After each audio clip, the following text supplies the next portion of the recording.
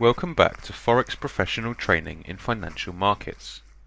In this session, we will talk about brokerage activities, broker's cut or commission, and an offset.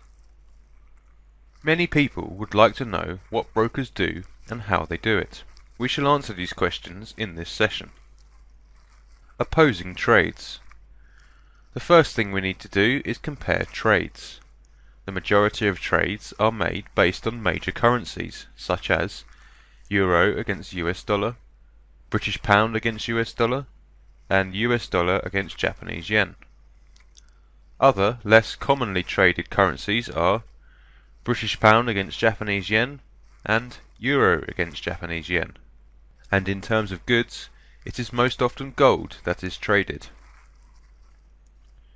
Up to 70 to 75% of trades are made in Euro against US dollar and British pound against US dollar. A broker will focus heavily on these currencies and monitor and compare them constantly. As you know, there are always people active within the market. Some of these people are anticipating a rise, while others a drop, meaning at all times there are many people looking to buy or sell. Here is an example to make it clearer to you. Imagine that you have an order to buy 1,000 lot of gold, and at the same time you have an order to sell 1,000 lot of gold. Rare as it may sound, it is a scenario a broker will face.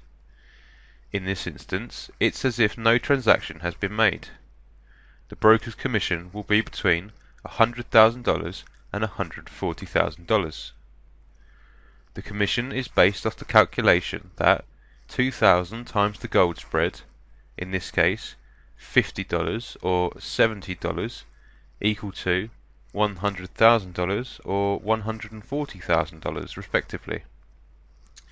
Most importantly, this commission is made without moving any trades at all.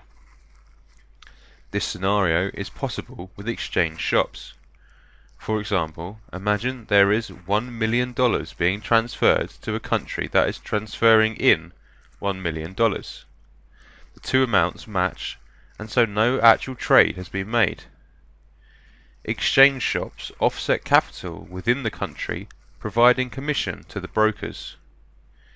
If they were to pay 1 cent per $1, their commission would be $10,000. Overlapping. Next, we will talk about overlapping. Brokers have arrangements with one another, and based upon these, they manage their customers' accounts. For instance, imagine we were to buy 10,000 lot and sell 11,000 lot. There is a difference of 1,000 lot.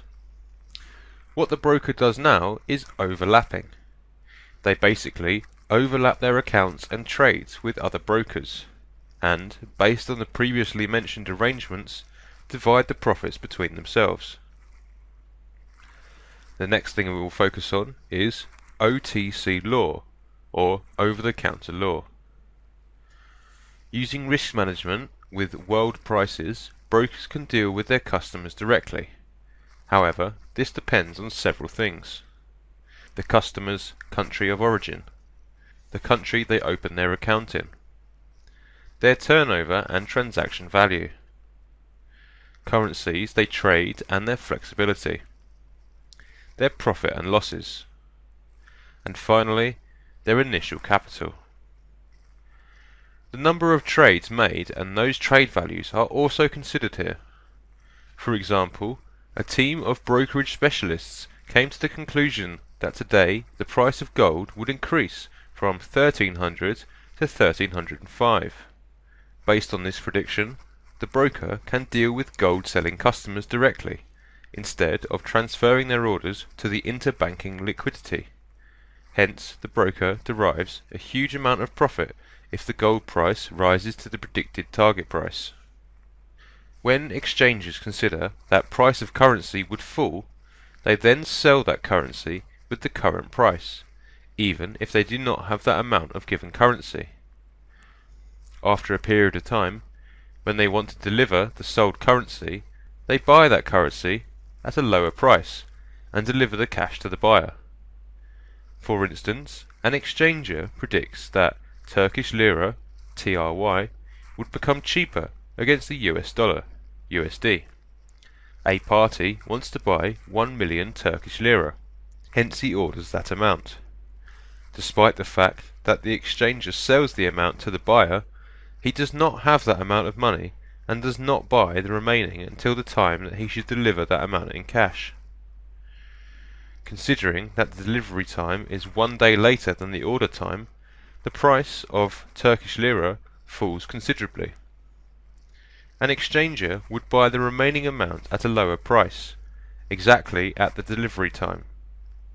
An exchanger derives a substantial amount of profit due to the delay between the order time and the delivery time.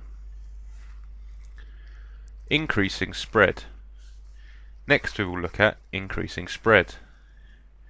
When a market is fluctuating, a broker usually increases the spread to put more customers and traders who placed orders after the spread increment into one group. For example, if the spread of buying or selling gold increases from 5 or 7 pip up to 12 pip, a broker can put all customers between 24 pips channel, which equals to $2.4 million distance, and the broker can gain a substantial amount of profit from every party based on their entry price. Commission for trading assets and STP accounts. The next topic is commission, which we have touched upon briefly before. In the last session about STP and NDD accounts, we explained how a broker gets commission as their revenue. Brokers swap commission. However, brokers can also receive the commission from positive or negative swaps. This is called brokers swap commission. Brokers intend to open large accounts with banks or bigger brokers, and when they do not want to abide OTC law, or if the amount of traded orders becomes larger than their overlapping capability, then they offset those trades into their accounts in those powerful brokers or banks.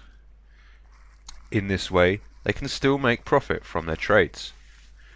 For example, in euro against US dollar trades from a typical broker, the offer would be 2 pip, while the bank provides 0.3 pip spread on euro against USD to the given broker due to its large account balance, leaving the broker with a 1.7 pip profit.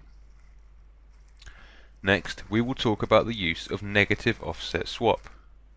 As you know, swap-free accounts do not charge for swap, and brokers with a negative swap intend to open accounts in swap-free account, then transfer exact funds and orders to these accounts.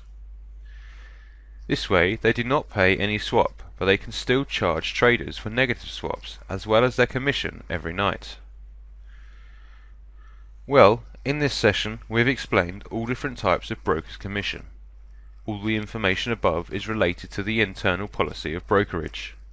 It has nothing to do with account type, such as floating spread, fixed spread, STP, PCN or NDD, and all brokers are obliged to pay any profit by any party in any trade at any time. That concludes this session. Until next time and another session, take care.